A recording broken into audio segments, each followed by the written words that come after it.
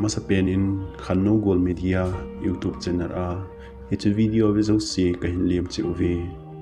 dunia episode 1 adinga isei di uchu naw chaga zozam thusim a hi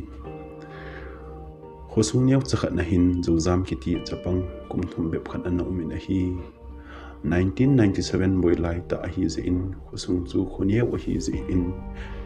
mi anei zo lo zep zep ho chun in mun lo mun adar ha win asopi na achigam tawi in da zo zam te wang chuti a in cheng zong hi lo zi ule sopi ga building zong anei lo zi win hiti chanom tawi ni khan hi gal mi ho win khosung chu a hin ka win in zo si hal win zo zam te in zong zam do man lo in su achun anu le apa atha pi win zo zam chu chapang kum thum be ma hi zi chun thalawin hiti chun adar tawin hi in ke hal thu ho ni ho na hin het pha win adel thei in anadel win a hi le khosung chu athip che jing tan aning langa zo zam te in aki hal lo zu in lam kai hon aga ve win a hi le zo zam chu anu le apa chunga anakap kap sing tan chapang hi wangin be zo him mai pu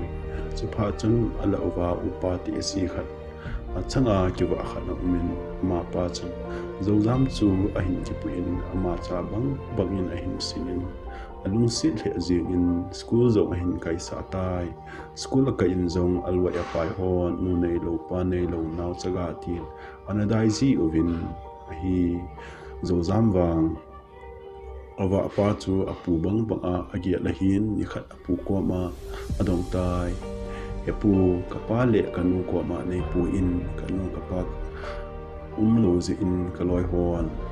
nu nei lo pa nei lo ti nei ho si ve epu kanu no mi ken zong ati in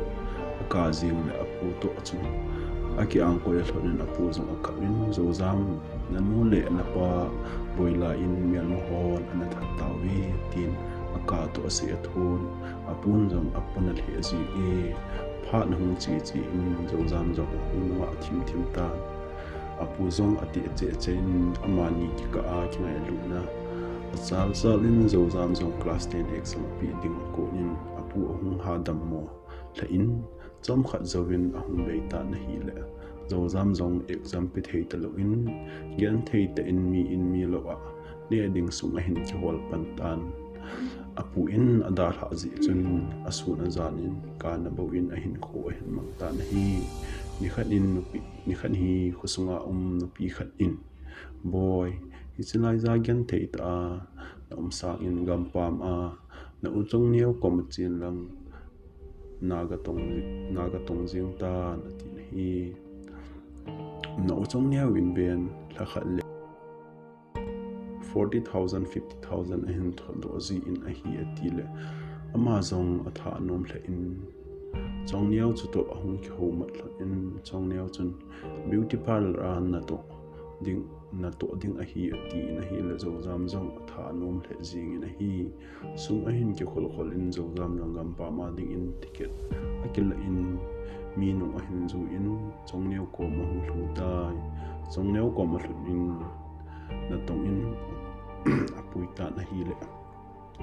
chongneu na to na chu parlor hi ta lu in spa zo an hi tai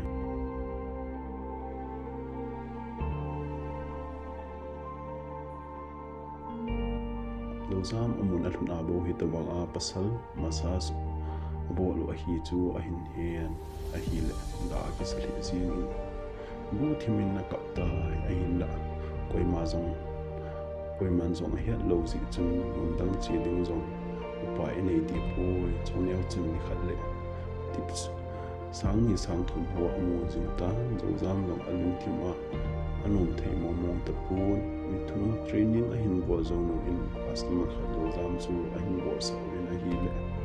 massage room chu chi customer pa chu zo zam chu thil phalo bol ding in zol tan sum a khuna asik be in na dei be le ka pi be ding a hi atin zo zam chu thil phalo bol ding in a hin zol ta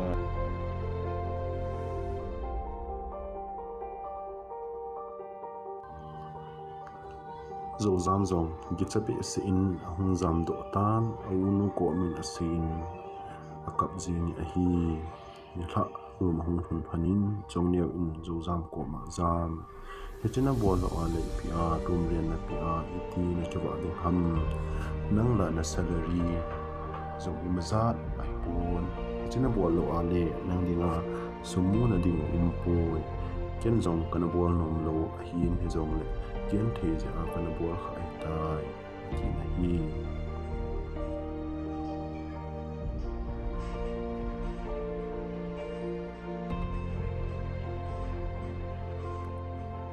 chule hi chi thu hi koi ma cha ko ma zong na sei do lo ding in na nga zong na sei do la the lo de hi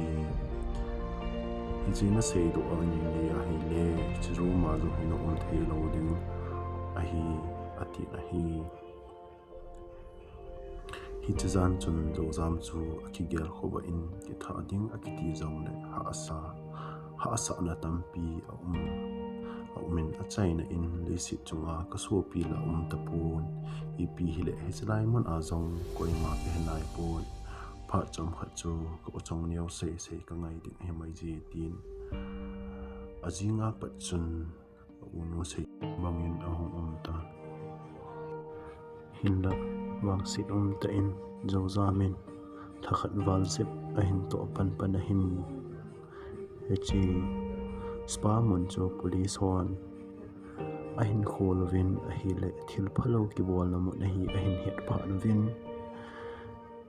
zo zam le chom yo zaun in to pi mi nga ho to anama thau vin zel ana koi taw vi hi chi thu sima ko na I het diu khat chu mi nu mi pa te hon I cha inau te gam pa ma na to ngai so lo vin sum a hin thot pu wa le mu anu thai vin